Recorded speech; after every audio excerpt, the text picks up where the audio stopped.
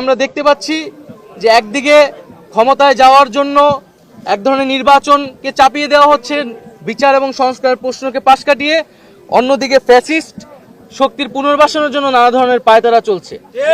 আমরা মনে করি এই সব কিছুকেই প্রতিহত করবে জাতীয় নাগরিক পার্টি এবং 24-এর গণঅভ্যুত্থানের আকাঙ্ক্ষা নিয়েই আমরা এগিয়ে যেতে চাই। ফলে আমরাও কিন্তু 71-এ যে সাম্যের কথা বলা হয়েছিল, 24-এ কিন্তু সেই বৈষম্যহীন সমাজের কথাই আমরা বলছি। ফলে যারা এটাকে আসলে পরস্পর বিরোধী বা মুখোমুখি করে দাঁড়া করাচ্ছে, তাদের উদ্দেশ্য অসৎ এবং আমরা মনে করি তারা 24-এর গণঅভ্যুত্থানকে, এই যে ছাত্র জনতার বিজয়কে প্রকৃতভাবে উপলব্ধি করতে পারেনি। এই যে নতুন তরুণরা নেমে এসেছে, নতুন সময়ের যে বার্তা, সেই সময়ের বার্তাকে তারা ধারণ করতে পারছে না। এবং আমরা মনে করি যে বাংলাদেশে বর্তমানে আমাদের জাতীয় নাগরিক পার্টির যে দাবি, যে বিচার সংস্কার এবং গণপরিষদ নির্বাচন, আমরা মনে করি ঠিক সেই পথে গেলেই জাতির একটি উত্তরণ ঘটবে গণতন্ত্রের পথে।